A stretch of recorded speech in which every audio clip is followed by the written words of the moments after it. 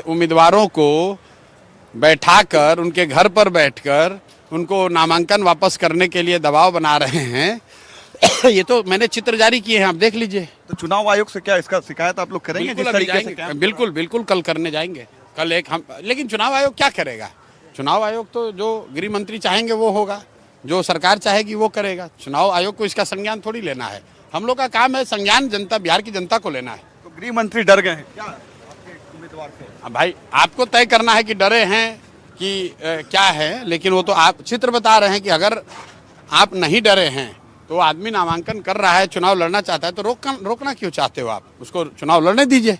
तो ये प्रशांत किशोर एनडीटीवी से खास बातचीत कर रहे थे। उन्होंने बताया कि 3 उनके जो उम्मीदवार है, ब्रह्मपुर सीट से, दानापुर सीट से और गोपालगंज की सीट से, उन तीनों उम्मीदवार ने अपने नाम वापस ले लिए हैं। और इनका कहना है कि गृह मंत्री और धर्मेंद्र प्रधान की तरफ से दबाव डाला जा रहा है उन तीनों उम्मीदवारों पर, जिस वजह से उन्होंने अपने नाम वापस लिए। और भी कई सारी सीट्स पर इनके जो उम्मीदवार हैं उनके ऊपर बीजेपी और एनडीए की तरफ से लगातार प्रेशर बनाया जा रहा है कि जन स्वराज के उम्मीदवार इस चुनाव में अपने नाम को वापस ले।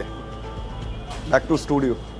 तो आपने देखा किस तरह से प्रशांत किशोर ये बात यहां पर कह रहे थे कि उनके उम्मीदवारों पर दबाव बनाया जा रहा है कि नामांकन वापस ले, लेकिन क्या यही हकीकत है? ये भी यहां पर जानेंगे। हमारे सहयोगी रमन हमारे साथ जुड़े हैं पटना से, प्रभाकर भी हमारे साथ जुड़े हैं। रमन, ये जो तस्वीर दिखा रहे थे प्रशांत किशोर प्रेस कॉन्फ्रेंस में, ये किस मुलाकात का वो जिक्र कर रहे थे? कहां वो मुलाकात हुई? और ये जो उम्मीदवार है जिन्होंने नाम वापस लिया, क्या ये कोई दबाव की बात कर रहे हैं?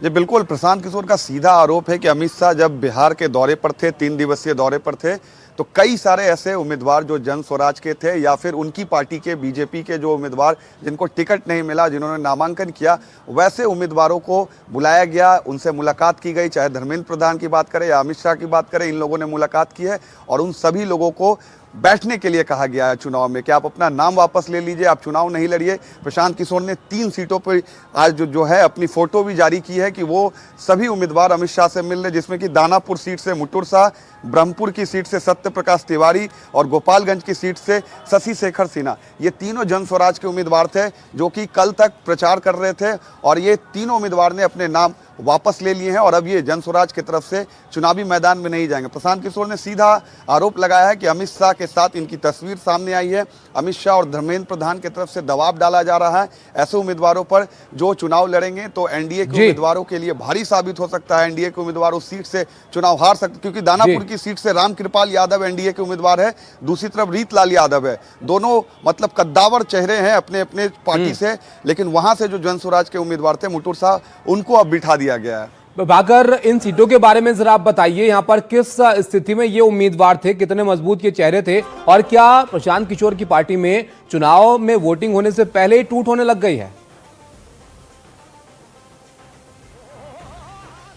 देखिए, इसे दूसरे दल जो है वो इसे टूट बोल रहे हैं, लेकिन प्रशांत किशोर जो है इसका आरोप लगा रहे हैं भाजपा के ऊपर, उसके आरोप लगा रहे हैं भाजपा के बड़े नामों के ऊपर।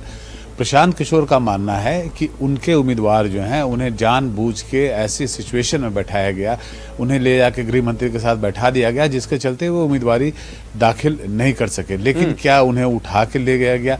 क्या उन्हें किसी ने ज़बरदस्ती वहाँ जाके बैठा दिया? वो अपनी मर्जी से बैठे थे। मैं ये मानता हूँ कि कोई ज़बरदस्ती उनके साथ नहीं कर सकता। तो कुल मिला के ये प्रशांत किशोर के जो उम्मीदवार हैं उनकी कमज़ोरी दिखती है। अगर उन्हें नामांकन करना था और उन्हें पता है कि आज आखिरी दिन है, तो किसी के भी बुलाने पे वो जाके अमित शाह के साथ या कोई भी हो, उसके बदले धर्मेंद्र प्रधान हो, उनके साथ जाके वो पूरे दिन वहाँ पर बैठे नहीं रहेंगे। इसका मतलब है कि कहीं ना कहीं उनकी सहमति थी। तो प्रशांत किशोर ने हालांकि जातिगत जो मोहरे होते हैं उसे देख के उसके हिसाब से टिकट दिए हैं, लेकिन कुछ उम्मीदवार उनके कमज़ोर पड़े हैं, इसमें कोई दो राय नहीं है। और वो उम्मीदवार जो हैं वही उम्मीदवार हैं जो किसी न किसी दबाव में आके झुक गए। जब आप चुनाव में होते हैं तो बहुत तरह के दबाव आपको पड़ते हैं और आप खासकर जब उम्मीदवार होते हैं तो आपको उन दबावों को झेलने की कुव्वत भी आप में होनी चाहिए, आप में वो ताकत होनी चाहिए कि आप दबावों को झेलें। आज मेरा अंतिम दिन है अगर नामांकन का और मुझे कोई भी कितना भी बड़ा नेता हो अगर बुला रहा हो और मैं जाके पूरे दिन वहाँ बैठा रह जाऊँ तो ये गलती मेरी मानी जाएगी। उसके बाद मैं दूसरे पे आरोप लगा के अपने आप को बचा नहीं सकता, ये मेरा मानना है। जी बिल्कुल, बहुत शुक्रिया आपका, आप दोनों का सब जानकारी के लिए। तो देखिए, बड़े अपडेट बिहार से यहाँ पर देखने को मिल रहे हैं। प्रशांत किशोर की पार्टी जो इस बार बहुत जोर लगा रही है बिहार के चुनावों में, उनके 3 उम्मीदवार जिन्होंने नामांकन वापस ले लिया। आगे बढ़ते हैं और अब बात करते हैं महागठबंधन की भी। जेएमएम के आरोपों पर आरजेडी ने बयान दिया है। जेएमएम बहुत खफा थी आरजेडी से इस बात को लेकर कि उनको सीटें नहीं दी इस बार के चुनाव में उन्होंने, और इस पर अब जवाब दिया आरजेडी ने। उन्होंने कहा कि जेएमएम को मजबूरी समझनी चाहिए। झारखंड में आरजेडी की अपनी ताकत है और झारखंड में हमारी ताकत कोई नजरअंदाज नहीं कर सकता है, यह आरजेडी का यहां पर कहना है जेएमएम की नाराजगी पर।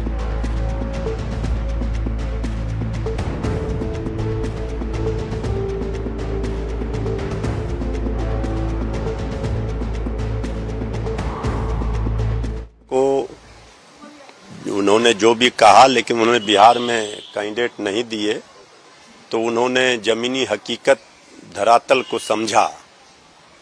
अब झारखंड में राष्ट्रीय जनता दल की भी अपनी ताकत है।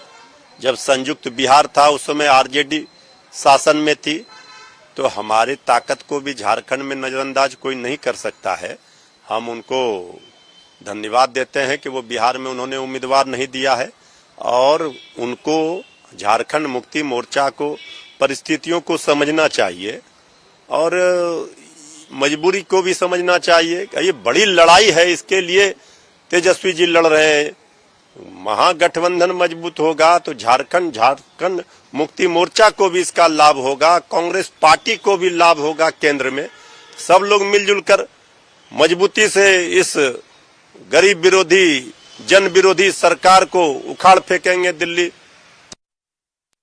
देखिए, जो असमंजस और भ्रम की स्थिति पैदा हुई और उसके लिए जो दोषी हैं, हमारे कल माननीय मंत्री ने भी विस्तार पूर्वक समझाया, बताया कि राष्ट्रीय जनता दल के द्वारा और कहीं न कहीं कांग्रेस भी को भी दोषी हम मानते हैं कि हमें वहां पर उचित स्थान नहीं मिला।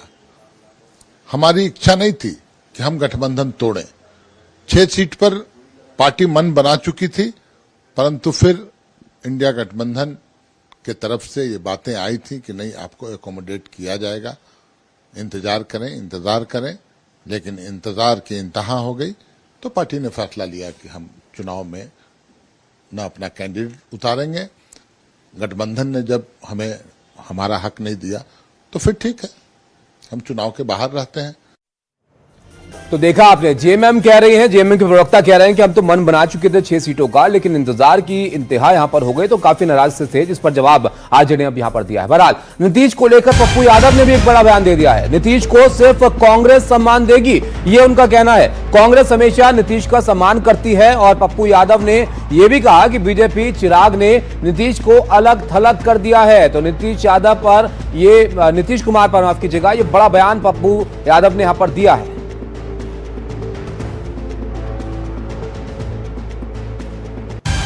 बीजेपी और चिराग जी का जो जुगलबंदी चल रहा है, और अभी तक नीतीश जी एक साथ गए ही नहीं, और नीतीश जी को अलग थलग करके ये लोग स्ट्राइक रेट में लगे हुए हैं, तो बचेगा ये लोग। नीतीश जी चुनाव के बाद आपको लगता है कि इन लोग के साथ रहने वाले हैं? आप चिंता मत कीजिए। क्या लग रहा है, लीव करेंगे वो?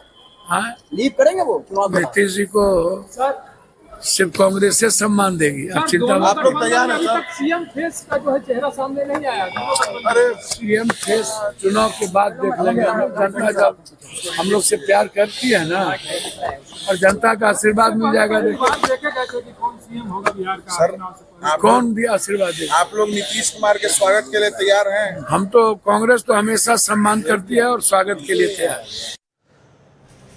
अब महाराष्ट्र से एक खबर आपको दिखाते हैं। यहां पर बाजीराव की विरासत पर एक बवाल खड़ा हो गया। दरअसल बाजीराव के किले में नमाज पर एक विवाद यहां पर हुआ। शनिवार वाड़ा में नमाज पर अब सियासत तेज हो रही है। दरअसल कुछ महिलाओं को नमाज पढ़ते हुए एक वीडियो यहां पर वायरल हुआ था, उस पर बीजेपी ने बड़ा ऐतराज यहां पर जताया था। उसी पर अब यहां पर जमकर सियासत हो रही है।